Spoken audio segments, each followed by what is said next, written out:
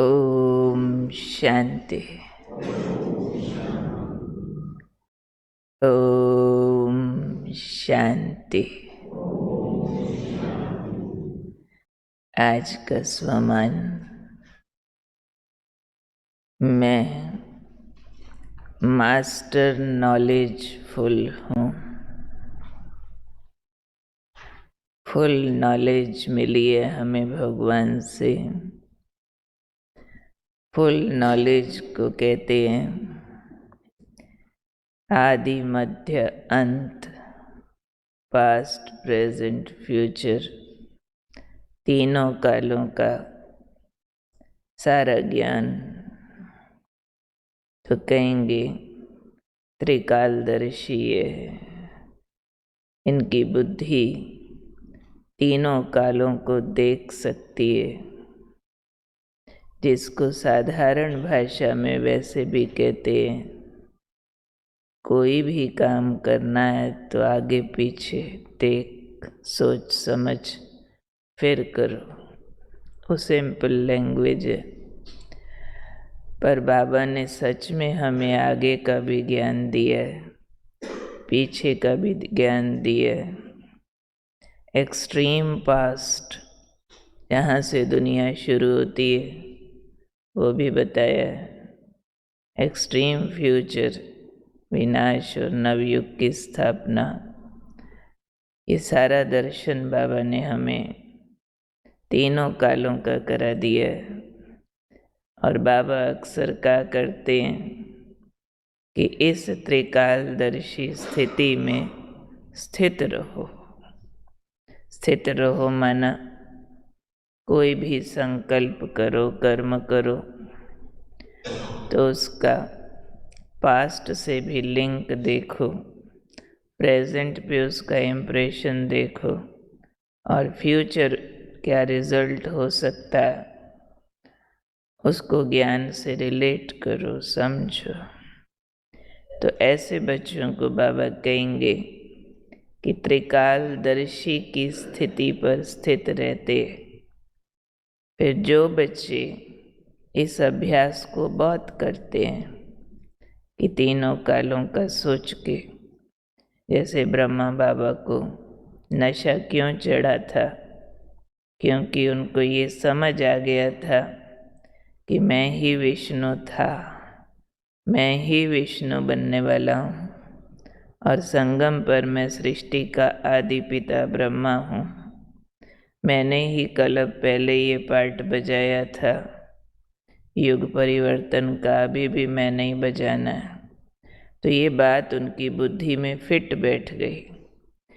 तो इस प्रकार जो फिट बैठे तो कहेंगे त्रिकालदर्शी। तो जो बच्चे त्रिकालदर्शी स्थिति में स्थित रहते हैं, एक सेकंड में हम क्या थे, क्या हैं, क्या होंगे, ये स्पष्ट समझ पाते हैं। एक सेकंड में उनकी बुद्धि में तीनों काल आ जाते हैं। इसका बहुत सुंदर उदाहरण आज बाबा ने दिया है कि जैसे किसी देश का टॉप पॉइंट होता है, कई शहरों का भी टॉप पॉइंट होता है, वहाँ खड़े होकर अगर देखो तो पूरा देश देखने में बहुत मज़ा आता है। पूरा शहर दिखता है कई स्थानों से, जैसे दिल्ली का कुतुब मीनार है।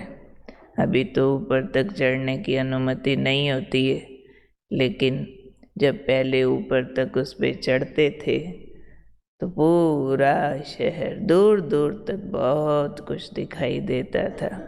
उसकी फर्स्ट सेकंड फ्लोर तक बाद में जाने देते थे।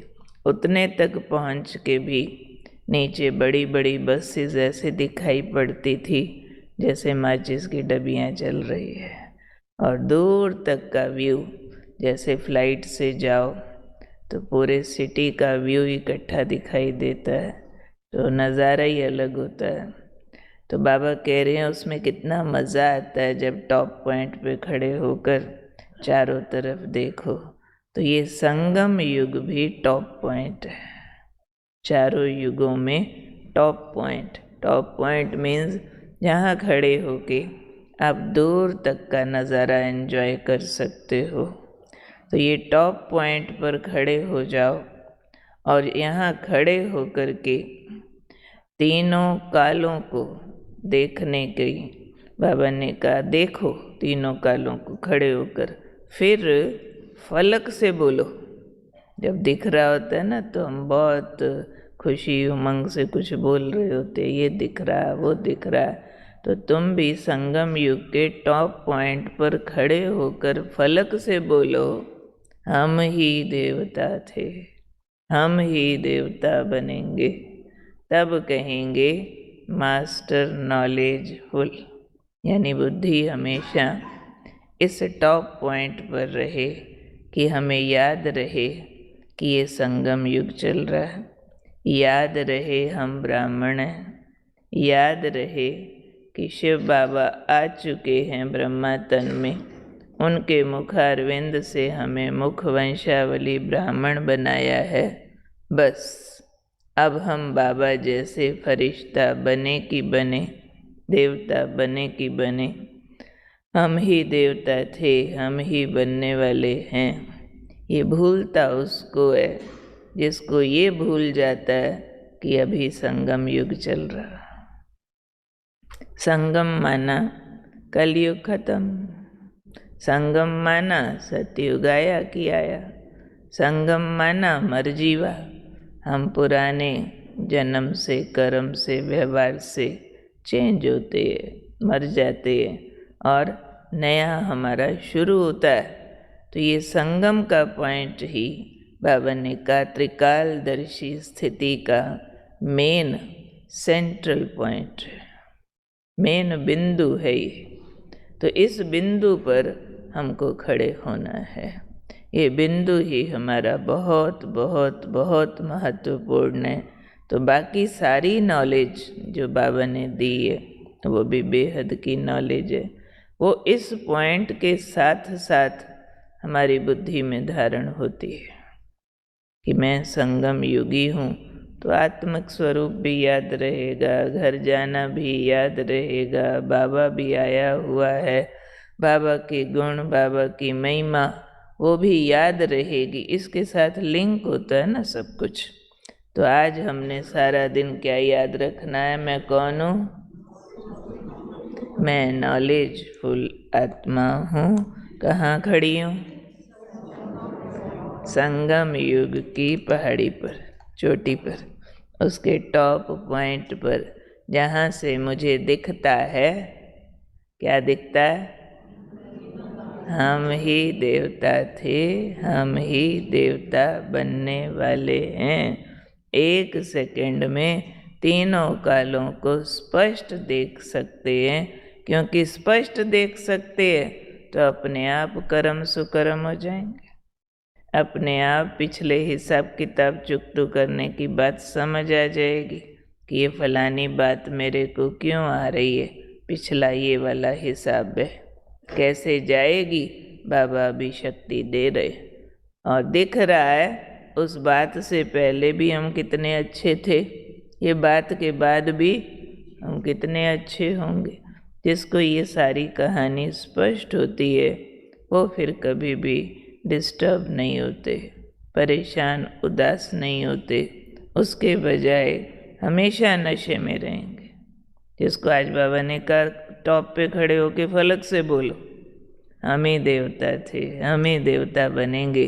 तो वो नशे वाली स्थिति उनकी तभी आती है कि उनको रियल वाला फ्यूचर, एक रियल होता है फ्यूचर जो आगे है, नवयुग, जन्म जन्मांतर, 21 जन्म, एक है फिर हमारा भ्रमित फ्यूचर, वो फिर इस जीवन का, इस जीवन के 2, 4, 8, 10 सालों की भविष्य की कहानियाँ, या फिर इसके ही छोटे से पास्ट की कहानियाँ। तो उन कहानियों में नहीं तो मन उलझता रहता है, उससे बाहर निकलना है। तो संगम युग के टॉप पॉइंट पर आकर पिछले जन्मों को भी देखो, अगले जन्मों को भी देखो, तो सारा टेंशन ही खत्म हो जाए। क्योंकि हमारा पास्ट भी बहुत अच्छा था, हमारा फ्यूचर भी बहुत अच्छा होने वाला है। और इस छोटे से जन्म में तो हमें मालूम है कि ये इस ड्रामा का आखिरी जन्म, और इसका स्क्रिप्ट ही ऐसा लिखा गया था ड्रामा में कि सब कुछ गड़बड़ गड़बड़ गड़बड़ होना है, तभी तो हमें भगवान मिलेगा और हम बाबा का बनेंगे, और ये फिर युग बदलने के लिए हम स्वीकार करेंगे। हाँ, भले कलयुग विनाश हो, हमारे काम का नहीं है, बहुत खराब है भाई, तभी तो स्वीकार करेंगे ना। जब पिछली कहानी कुछ इसकी गड़बड़ मिली होगी, अगर सारी कलयुगी कहानी अच्छी अच्छी अच्छी होती तो हमें कहाँ सतयुग पसंद आना था, हमने कहना था यहीं ठीक है भाई। तो इसलिए सिर्फ एक जन्म का पास्ट और फ्यूचर की बात नहीं है, लेकिन ये तो पूरे चक्र की पास्ट और फ्यूचर की बात है। उसमें फिर हम संगम पर अपने आप को खड़ा करते हैं और अपना सतयुगी स्वरूप का दर्शन करते हैं, और अंदर में ये नशा होता है कि हम थे भी और हम बनेंगे भी। कोई नई बात नहीं है, जैसे गारंटेड बात हो जाती है बिल्कुल कि हमारी तो जी गारंटी, हमारी तो बुकिंग हुई पड़ी है, बाकी किसी की कोई बात हो हमें नहीं मालूम, लेकिन हमारा तो निश्चित है। तो इस तरह से मैं हूँ मास्टर नॉलेजफुल त्रिकालदर्शी आत्मा, संगम युग के टॉप पर खड़ी हुई आत्मा। ठीक है।